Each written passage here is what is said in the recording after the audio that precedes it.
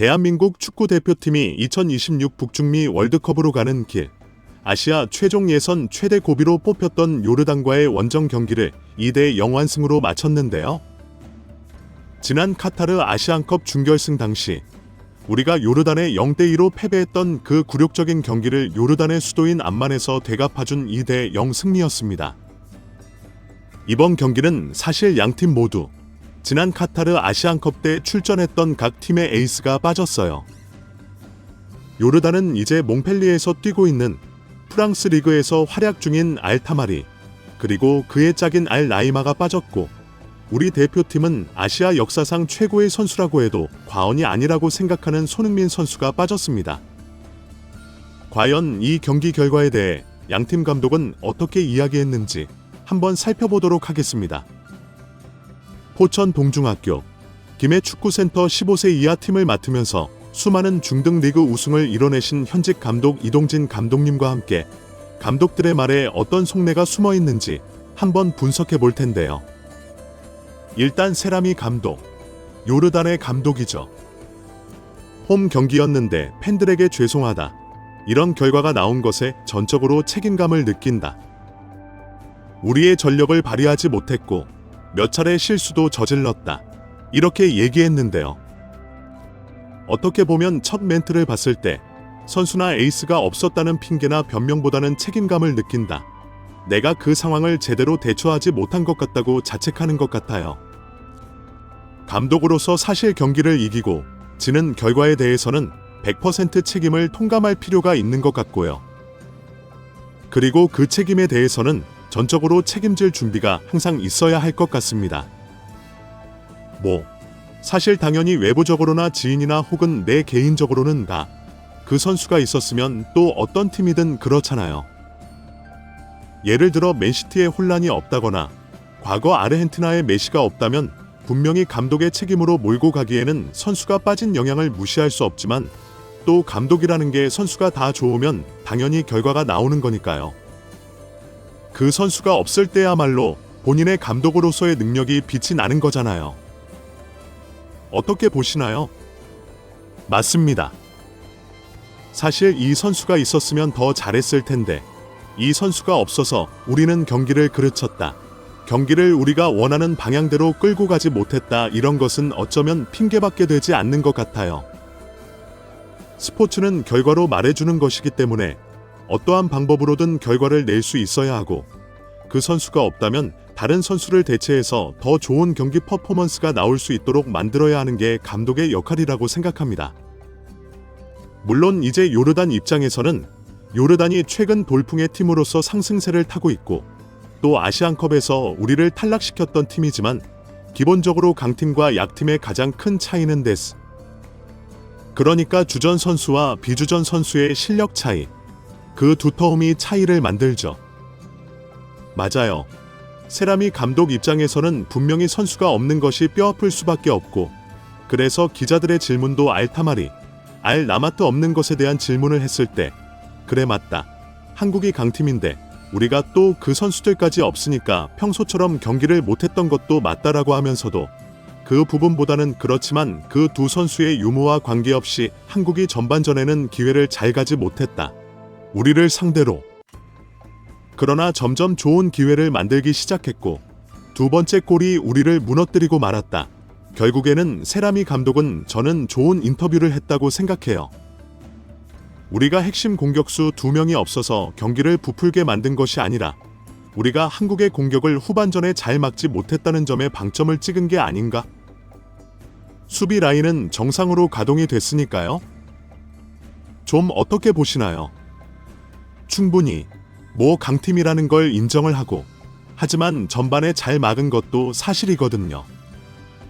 콤팩트하게 간격도 좋았고, 그리고 우리 공격수들이 어떤 좋은 상황들을 만들어내지 못하게끔 수비적으로 만들어냈던 것도 사실이거든요.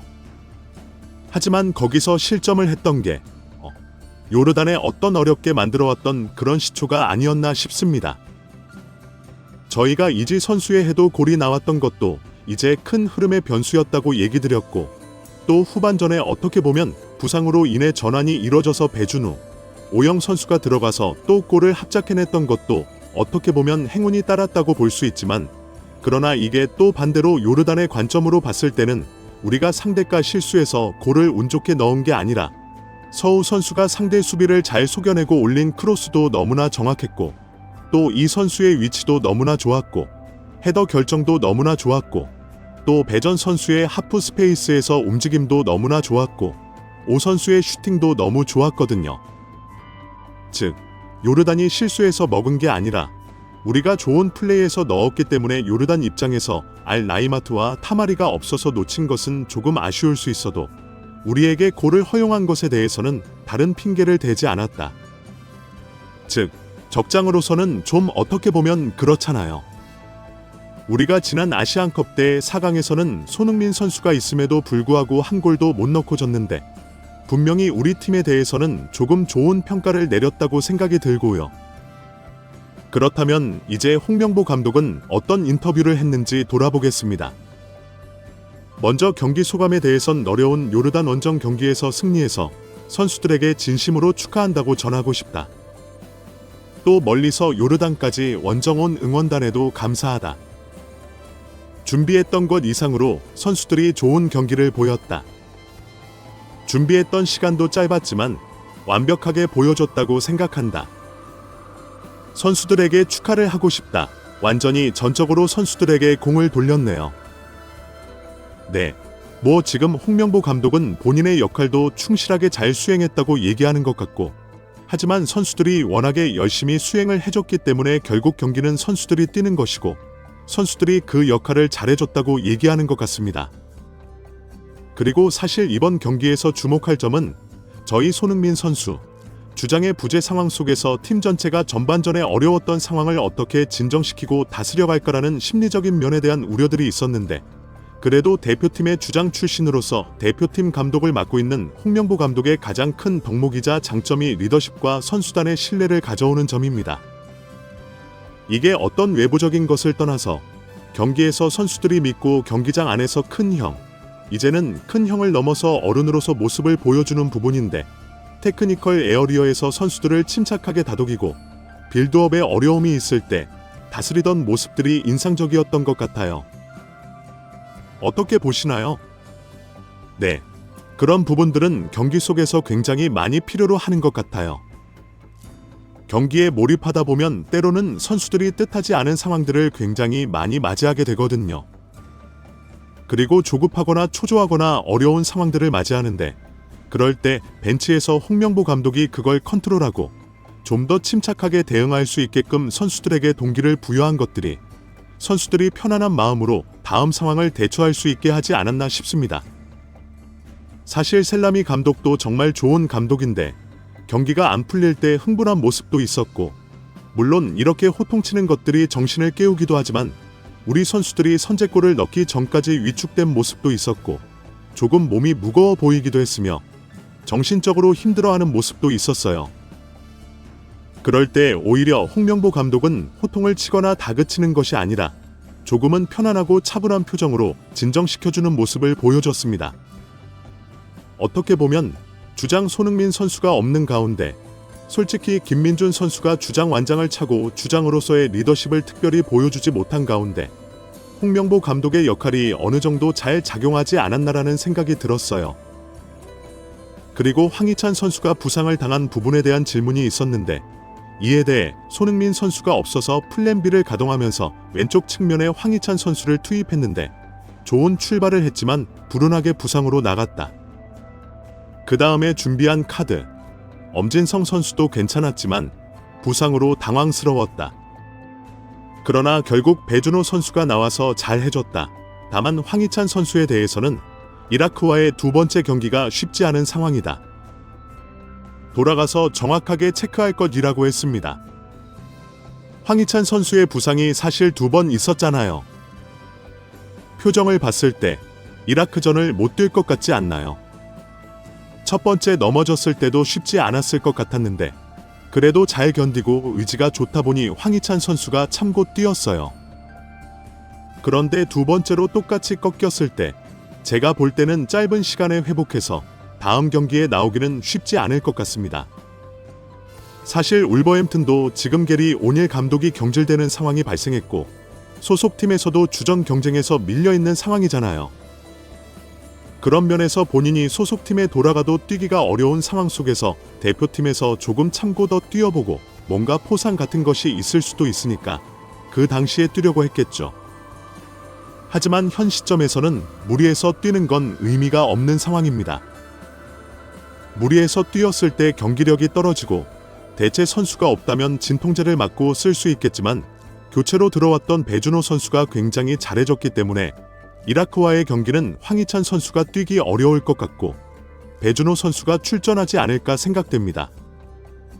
현장에서 기자들도 경기 외적인 문제들이 크게 논란이 되었고 그로 인해 경기 결과가 좋지 않을 경우 누구도 감독을 지켜주지 못할 것이며 이 경기를 패배한다면 감독이 경질될 것이라는 분위기가 팽배했기 때문에 심리적 압박감이 심했을 경기였다고 생각해요. 그래서 이런 질문이 나왔죠. 어려운 시간이 많았는데 반전이 이뤄진 것 같다. 사실 저도 개인적으로 요르단 원정에서 무실점으로 이길 거라고 생각하지 못했거든요. 2대0 승리는 전혀 예상하지 못했습니다. 이에 대해 홍명보 감독은 그것과 관계없이 나는 감독이다. 감독으로서 역할을 할 뿐이다. 라고 담담하게 이야기했습니다. 사실 감독 입장에서는 경기를 준비하고 축구만 생각하면 괜찮지만 처지는 다르지만 선수 대진이나 관계, 분위기 등 여러 가지 일들이 있잖아요. 그런 경기 외적인 부분이 감독에게 미치는 압박감도 크지 않을까요? 분명히 있죠. 그런 것들이 플랜을 짜는 데에도 많은 영향을 주거든요. 지금 정치적이나 여러 가지 큰 이슈가 분명히 있는 상황에서 감독으로서 역할을 한다는 게 부담이 굉장히 클 것 같습니다. 하지만 그 부담을 안고 결과를 냈다는 점에서 분명히 고무적인 것 같아요. 그리고 감독으로서의 역할을 할 뿐이다 라는 부분에 대해서 현장에서 취재한 기자들이 이렇게 질문을 했어요. 90분 동안 벤치 앞에서 쉬지 않고 지시했다. 사실 여러 유형의 감독들이 있는데 꼭 벤치 앞에서 많이 지시하는 감독이 좋은 감독이라고 할 수는 없어요. 하지만 이번 경기만큼은 말씀드린 대로 주장인 손흥민 선수가 없는 가운데 사실 홍명보 감독은 선수 시절 대표팀의 주장으로서의 이미지가 굉장히 강한데 오늘 어떻게 보면 그런 역할들을 테크니컬 에어리어에서 많이 했던 것 같아요. 즉 90분 내내 테크니컬 에어리어 앞에서 마치 선수들과 함께 뛰는 것처럼 리더십을 발휘했는데 그 질문에 대해 홍명보 감독은 나 개인보다는 대표팀의 중요한 경기였다. 즉 내가 이 경기를 이겨서 감독을 계속하느냐 마느냐가 중요한 게 아니라 우리가 본선에 가려면 이 요르단 원정이 정말 중요했다. 그리고 좋은 결과가 나오기 위해서는 과정도 필요하다. 바로 결과를 낼 순 없다. 이번이 두 번째 소집인데 첫 번째 소집 때보다 더 많이 소통했고 준비도 더 했다. 그래서 좋은 결과가 나온 것 같다. 물론 아직 한 경기가 남았지만 요르단전을 좋은 분위기에서 마무리했기 때문에 기쁘게 생각한다고 했죠. 이런 상황이지만 여러분들은 선수들이 플레이어로서 운동에 최선을 다할 수 있도록 그리고 그런 최선을 다할 수 있는 분위기와 환경을 만들어 주고 있는 것 같습니다. 저는 사실 입중계하면서 이날 부진했던 선발 출전 선수들이나 다른 선수들을 언급하면서 이 선수가 뛰어야지 라고 좀 거칠게 이야기했었는데 팀 전체를 이끄는 감독 입장에서는 대표팀 선수단 내의 정서도 중요하다고 생각하거든요. 예를 들어 베테랑인 주민규 선수를 즉시 배제하기보다 경기력적인 부분들이 있다고 하더라도 지난번에 골을 넣은 선수이기 때문에 먼저 기회를 줄 필요가 있다고 생각할 수 있잖아요. 기회를 줘서 경기력이 안 좋다고 모두가 공감할 만한 상황이 됐을 때 내리는 것이죠. 즉, 지난 팔레스타인과의 경기에서 부진하자 교체를 해줬고 다음 경기에서는 선발에서 빠졌잖아요. 어찌 보면 경기를 바탕으로 결정을 내려준 것이고 배준호 선수에 대해서도 아무리 이전에 소속팀이나 다른 연령팀에서의 경기력이 어땠든 간에 엄지성 선수가 이미 직전 대표팀 경기에서 잘해줬던 모습을 존중하면서 대표팀 내에서의 연속성, 즉 대표팀 내에서 했던 역할과 영향력, 기여를 존중하면서 먼저 기회를 주고 그게 안 되었을 때 혹은 부상이 생겼을 때 새로운 선수를 넣는 것이 어떻게 보면 감독으로서의 판단이 아니었을까 생각이 듭니다. 선수들에 대한 존중. 선수가 믿음을 준다면 나 역시 믿고 끝까지 기용할 것이고 선수가 부진하다면 그 역시 쓰지 않을 것이라는 메시지가 아닌가 싶습니다. 그래서 저는 물론 딱 보고 판단해서 선발해서 바꾸고 기회를 주지 않을 수도 있겠지만 그렇다고 해서 뭐라고 항의하거나 그럴 수는 없을 거예요. 하지만 이것이 나중에 배제된 선수들의 마음과 또 언젠가는 그 선수가 다시 필요할 수 있는 순간도 있을 것이고 앞으로 누가 다칠지 모르는 상황에서 선수들의 사기와 그들의 생각까지 고려했을 때 홍명보 감독의 팀은 그래도 지금까지 대표팀에 기여했던 선수들에게 기회를 주고 충분히 증명할 기회를 주는구나 생각할 수 있죠. 예를 들어 누군가가 잘했었는데 새로운 누군가가 나타났다고 바로 넌 이제 필요 없어라고 하지 않고 소모품으로 보는 것이 아니라 그 선수에게 먼저 기회를 줘보고 거기서 활약을 못하면 그때 바꾸는 것이죠.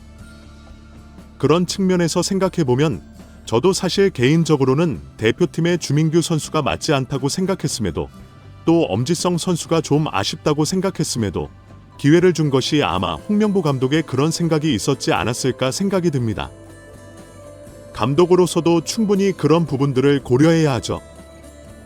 왜냐하면 우리가 한 경기로 모든 걸 끝낼 수는 없잖아요. 앞으로 남은 경기들이 분명히 많기 때문에 선수들을 어떻게 기용하고 신뢰의 문제에서 선수들과 호흡하는 데 있어서 이런 부분들을 깨지 않고 가기 위해서는 잘했을 때는 보상을 주고 부족했을 때는 페널티를 주는 원칙을 잘 가져가야 한다고 생각합니다.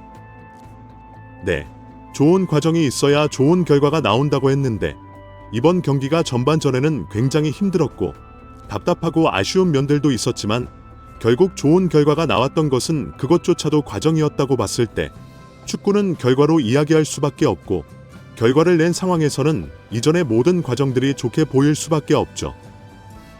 만약 결과가 좋지 않았다면 너무 기존에 선발했던 선수들만 믿은 거 아니야 라고 평가할 수도 있었겠죠. 비평이라는 게 원래 그래요. 결과로 평가할 수밖에 없지만 요르단 원정에서 2대 0으로 이긴 상황과 결과는 분명히 현재 대표팀이 좋은 방향으로 가고 있다고 볼 수밖에 없습니다. 댓글로 생각을 자유롭게 남겨주세요. 마지막으로 시청해주셔서 감사합니다. 구독과 좋아요는 제작에 큰 도움이 됩니다.